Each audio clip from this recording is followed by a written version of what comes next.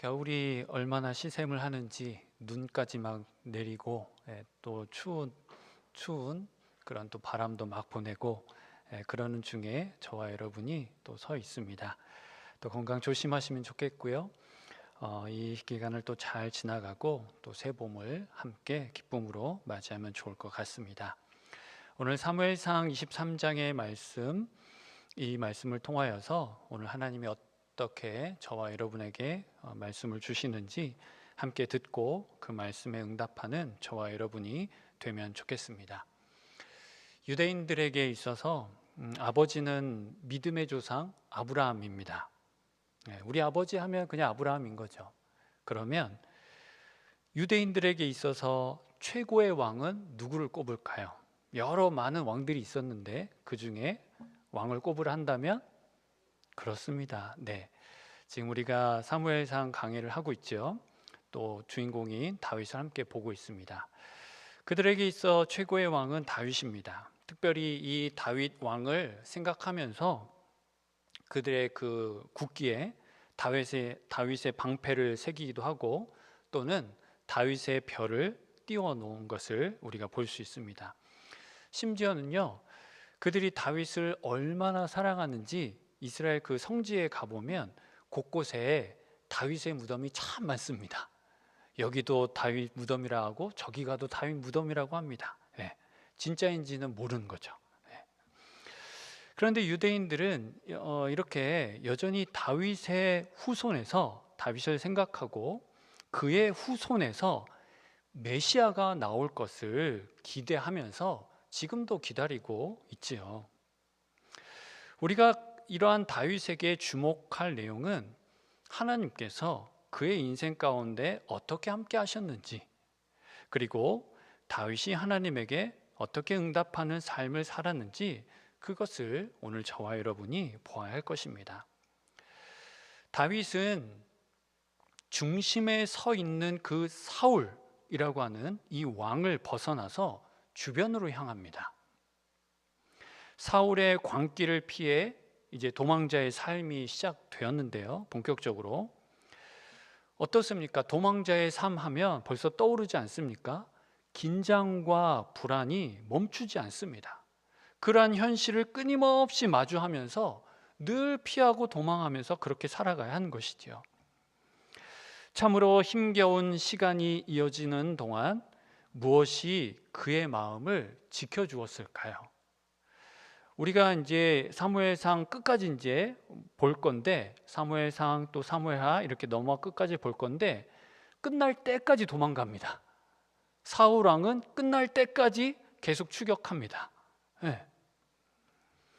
그런데 이러한 상황 가운데서 조금 전에 제가 말씀드린 대로 무엇이 그의 마음을 지켜주었을까요? 그것은 바로 하나님 앞에 나아가 엎드리는 일이었습니다. 뭐라고요? 맞아요. 하나님 앞에 나아가서 그냥 하나님 앞에 엎드리는 일이었습니다. 그것이 그의 마음을 지켜준 것이죠. 그럴 때마다 하나님이 주시는 그 세미한 음성이, 귀한 음성이 그의 영혼에 힘을 공급해 준 것이죠. 그렇습니다. 하나님이 지으신 존재는 하나님이 안 지으셨다고 하면 모를까? 하나님께 지음 받았다고 하는 사람이라고 한다면 하나님이 내쉬는 소리를 들어야 숨을 쉬며 살 수 있습니다. 아멘인가요? 소리 안 듣고도 숨 잘 쉬고 살아가시죠? 하나님이 지으신 존재는 하나님이 바라시는 음성을 들어야 발육하고 성숙하는 것입니다. 또한 하나님이 지으신 존재는 하나님이 들려주시는 말씀을 들어야 사람답게 살아갈 수 있습니다.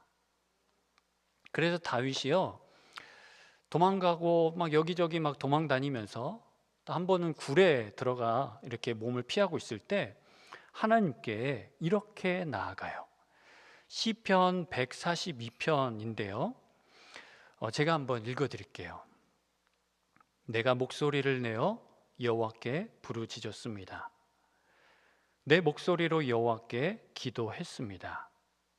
내가 그분 앞에 내 불평을 털어놓았으며 그분 앞에 내 어려움을 보여드렸습니다.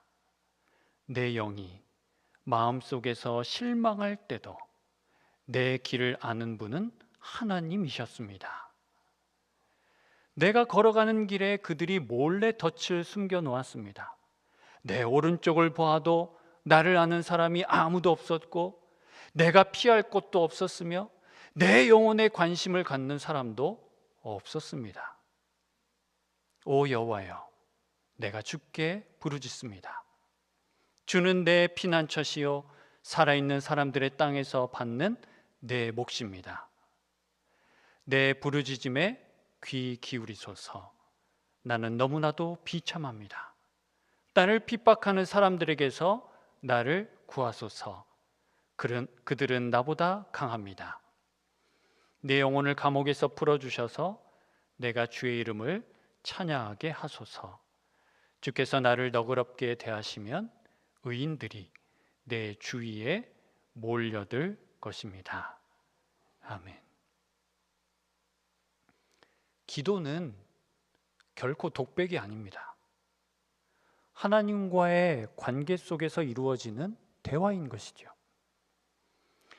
그래서 기도는 우리가 막 정성껏 온갖 결제 서류들을 작성해서 이렇게 책상에 올려두고 하나님의 사인을 기다리는 게 아닙니다.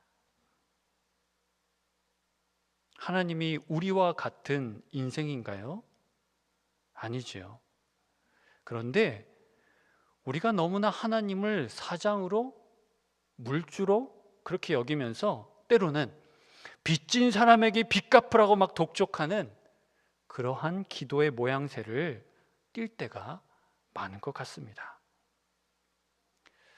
그러니까 우리 기도에 하나님을 어떠한 분으로 생각하는지 그분에 대한 마음과 태도가 담겨 있습니다. 조금 전에 읽어드린 대로 이 다윗의 마음에 형성된 하나님과의 관계, 지금 그가 경험하고 고백하고 있는 하나님은 누구이신가요? 아까 여러분들이 아멘 하셨습니다. 내 영이 마음속에서 실망할 때도 내 길을 아는 분은 하나님이십니다. 이거죠. 중심에 서서 오직 다윗 이 한 사람만을 죽이려고 혈안이 된 사울에게서는 사람들이 막 떠나가요. 아니, 함께하는 사람들을 살육하여서 그냥 막 잃어버립니다. 우리가 20장에서 지난 20장에서 이제 23장으로 껑충 뛰어왔거든요. 그래서 그 사이에 있는 내용들이 바로 그것이에요. 이 사울이요, 일만의 두려움도 없이 아히멜렉이라고 하는 이 제사장을 비롯한 하나님의 제사장들 85명을 순식간에 죽입니다. 그뿐만이 아니라 자기 백성, 자기가 지키며 돌보아야 할 사람들, 바로 그 성읍에 있는 남자와 여자는 물론이고 심지어 어린아이들과 젖먹이들까지 소, 나귀, 양떼를 다 칼로 죽여버립니다.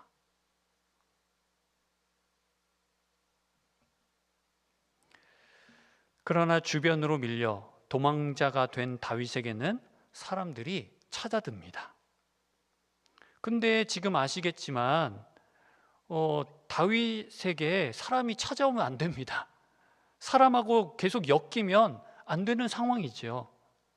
그렇게 막 세력이 커지고 몸집이 커지면 기동성이 현저히 떨어지지 않겠습니까? 그럼에도 다윗은 자신에게 찾아오는 사람들을 받아주지요. 사무엘상 22장 보시면, 그러므로 다윗이 그곳을 떠나 아둘람 굴로 도망하매 그의 형제와 아버지의 온 집이 듣고 그리로 내려가서 그에게 이르렀고, 환난당한 모든 자와 빚진 모든 자와 마음이 원통한 자가 다 그에게로 모였고, 그는 그들의 우두머리가 되었는데 그와 함께한 자가 400명 가량이었더라. 400명이 모였대요. 400명. 지금 도망가야 되는데 400명아 어떻게. 다윗이요, 그 사람들 다 받아준 겁니다. 빚진 자, 환난당한 자, 마음이 원통한 자. 네. 그일라라고 하는 이 땅은 예전에 사사 정복 시대에 유다 지파에 할당된 지역이에요. 그러니까 유다 땅인 것이죠.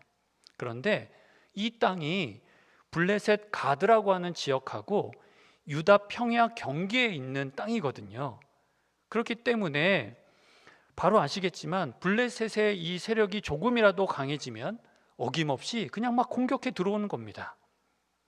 이렇게 접경 지역이나 국경 근처에 사는 사람들 마음과 삶은 이 다윗처럼 항상 긴장과 불안함의 연속입니다. 그런데 바로 그러한 때 이 블레셋 사람들이 막 몰려와가지고 그일라 사람들이 열심히 수고하고 헌신하여서 그렇게 얻은 그 탁작한 곡식들을 닥치는 대로 약탈해 가요. 가만히 지켜보고 있다가 그걸 다 끝내놓은 걸 보고 그걸 빼앗아 간다는 말이죠. 그래서 누군가 이러한 급박한 상황을 다윗에게 알리고 구원을 요청합니다. 그러면 블레셋의 약탈 소식과 구원 요청을 받은 이 다윗, 그들의 요청에 응답하기에는 지금 그가 처한 상황이 너무나 좋지 않죠. 사방에서 그냥 어디를 가든지 사방에서 막 다윗을 주목하고 있는데 혹시라도 전쟁을 감행했다가는 자신의 위치가 노출되는 것은 물론이고 사울에게 잡힐 것이 분명한 것입니다. 그래서 함께한 사람들마저도 우려와 만류의 목소리를 내고 있지요. 이러한 때 우리가 한번 이 다윗의 태도와 그 가운데 담긴 마음이 어떠한지를 조금 더 보면 좋겠습니다. 첫 번째로 다윗이요, 지금 이러한 상황 가운데 맨 먼저 뭘 했냐면 뭐 했을까요? 네, 맞습니다. 맨 먼저 뭐 했냐면 하나님께 여쭙니다. 하나님께 묻습니다. 아까 처음에 말씀드린 대로 하나님 앞에 나아가 엎드려서 하나님 앞에 뜻을 구합니다. 그래서 2절 말씀 함께 읽어볼까요? 2절 시작. 이에 다윗이 여호와께 묻자와 이르되 내가 가서 이 블레셋 사람들을 치리이까? 여호와께서 다윗에게 이르시되 가서 블레셋 사람들을 치고 그일라를 구원하라 하시니. 참으로 고민되는 상황이에요. 블레셋의 공격과 약탈로 어려움에 빠진 이 같은 지파 사람들이잖아요. 같은 지파 사람들을 구원하는 것도 정말 중요합니다. 예, 당장에 달려가고자 하는 그 마음이 막 있죠. 그런데 그건 못지않게 지금 다윗과 함께하고 있는 이 사람들의 안위도 중요한 거죠. 아까 몇 명이 함께 했다고 했어요? 맞아요. 이 400명 그냥 사울한테 내줄 거예요? 어떻게 해요? 이 사람들의 안위도 중요하죠. 그러니까 이 사람들까지 사울의 손에 죽게 할 수는 없었던 것입니다. 그런데 여기서 다윗은 그의 고민으로 그냥 끝내고 처리해버리지 않고 기도로 전환하고 있습니다. 그것을 우리가 지금 보는 것이지요. 고민이 기도로 바뀝니다. 그러니까 하나님 앞에 엎드려서 바로 물어요. 다른 이야기 없습니다. 안 보입니다. 안 들립니다. 주님, 하나님, 제가 출전해서 블레셋 사람을 칠까요? 이게 첫 마디였어요. 그러니까 질문 속에 이미 다윗의 마음이 어떠한지가 엿보이기도 하는 것 같아요. 그래서 이에 대해 하나님께서 다윗에게 어떻게 명령하시나요? 블레셋 사람들을 치고 그일라를 구원하라, 분명히 말씀하세요. 네. 자, 오늘 이 이야기를 가지고 한번 우리의 이야기를 좀 더 가져와 보면 하나님과 오늘 저와 여러분의 관계에서도 이러한 대화가 오갈 수가 있어요. 네. 또 이미 경험도 하셨으리라 생각합니다. 그런데 생각보다 하나님과의 이러한 대화가 매끄럽게 이루어지지 않는 이유는 뭘까요? 여러 가지 이유들이 있겠지만 하나를 들어본다면 우리가 내는 그 기도말과 또 우리의 마음이 일치하지 않는 경우가 많기 때문에 그러합니다. 뭐라고요? 그러니까 나는 이렇게 기도하고 있는데 마음은 이 말과 다르다는 거죠. 네. 진솔한 말을 건네기보다 포장하고 감추고 있는 그 말을 내면서 다른 의도를 품고 있기에 대화가 겉돌 수 있다고 하는 것입니다. 또 그럴 때가 많다고 하는 것입니다. 또 어떤 사람은 자기 마음을 모르고 그래서 자기가 지금 뭘 구하고 있는지도 모른 채 입만 벌려서 구하고 말하고 그렇게 기도할 수 있다고 하는 것이죠.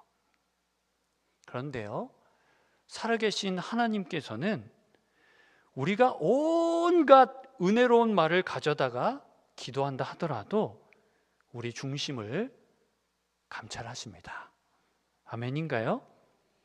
어떠세요? 하나님이 우리 중심을 감찰하시는 게 은혜가 되시나요? 두렵고 떨림이 되시나요? 네. 네.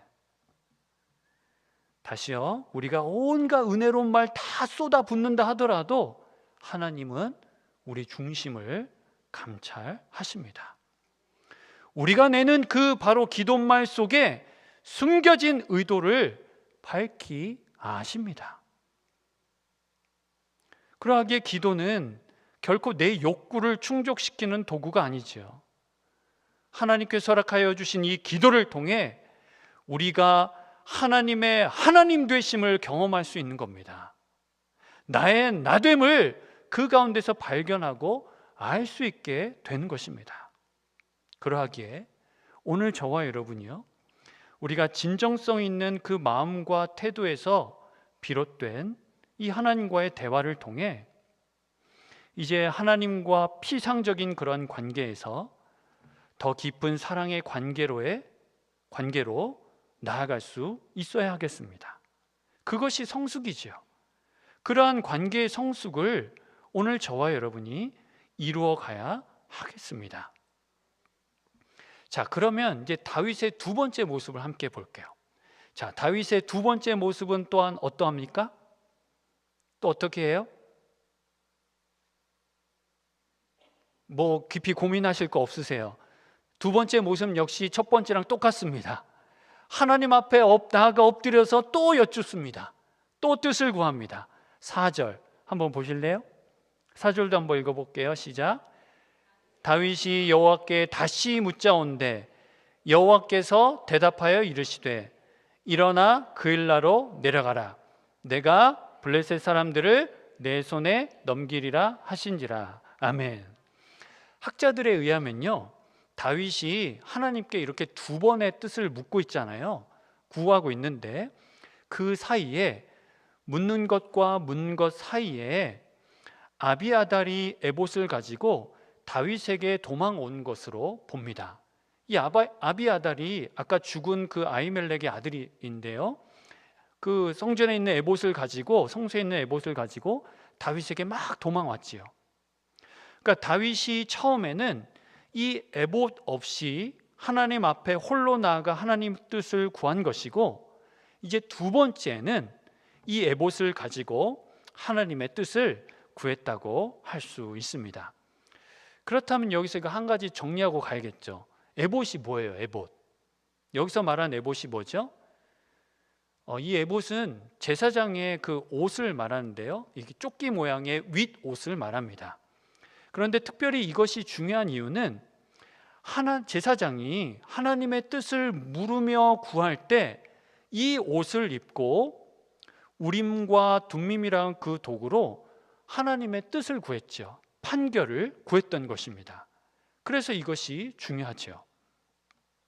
그래서 오늘 본문에서는 우리가 읽어보진 않았지만 이러한 설명을 덧붙이는데요, 6절에 나옵니다. 아히멜렉의 아들 아비아달이 그일라 다윗에게로 도망할 때에 손에 에봇을 가지고 내려왔더라, 이렇게요. 그러니까 다윗의 두 번째 물음은 하나님 뜻이 긴가 민가에서 구한 것이 아니에요. 우리가 계속해서 보아서 알겠지만 하나님의 뜻은 물론 함께하는 사람들과 이 그일라를 능히 구원할 수 있음을 이미 알고는 있었죠. 그러나 함께한 사람들이 지금 너무 놀라고 불안해하고 있기에 그들을 위해서 하나님의 뜻을 재차 묻고 구한 것입니다. 그래서 이에 대해 하나님께서 어떠한 말씀을 주고 계시나요? 조금 전에 우리가 함께 읽은 대로 일어나 그일라로 내려가라. 내가 블레셋 사람들을 내 손에 넘기리라 말씀하십니다. 첫 번째는 하나님이 명령의 말씀을 하시죠. 가라 이렇게요. 그러면 두 번째는 어떠한 말씀을 주고 계시나요? 약속의 말씀을 주십니다. 내가 그들을 네 손에 넘길게. 약속의 말씀을 주고 계세요. 더 확실해졌죠. 네. 이를 통해 다윗이 함께한 사람들에게 그 하나님의 뜻을 전하고 또 그 말씀을 받은 이 약속의 말씀을 품은 공동체가 이제는 함께 그일라 그 마을 사람들을 구원하러 가는 것입니다. 여러분들 잘 아시겠지만 우리 주님께서 사역하시면서 하나님 아버지께 나아가 엎드려 기도하셨습니다. 예수님이 하나님 뜻을 모르셔서 기회되는 대로 그 뜻을 구하시려고 기도하신 것일까요?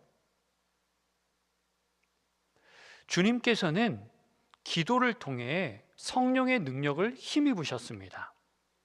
홀로 육신을 입고 이 땅에서 수고하며 사명을 감당하시는 것처럼 보이지만 모든 일을 하나님 아버지 성령님과 함께 하신 것이죠. 그게 기도였습니다. 그러니까 세 분이 사랑으로 하나를 이루어서 하나님 아버지의 뜻을 함께 이루어 나가신 것, 그게 바로 기도였습니다. 여러분들 한번 생각해 보시면요, 하나님 없이 우리 홀로 이 거친 세상을 살아가는 삶은 어떠한 삶이겠습니까? 네. 만약에 하나님 없이 우리 혼자 그냥 이 세상을 살아가야 한다고 해보세요. 생각만 해도 끔찍합니다. 살아갈 이유가 없지요.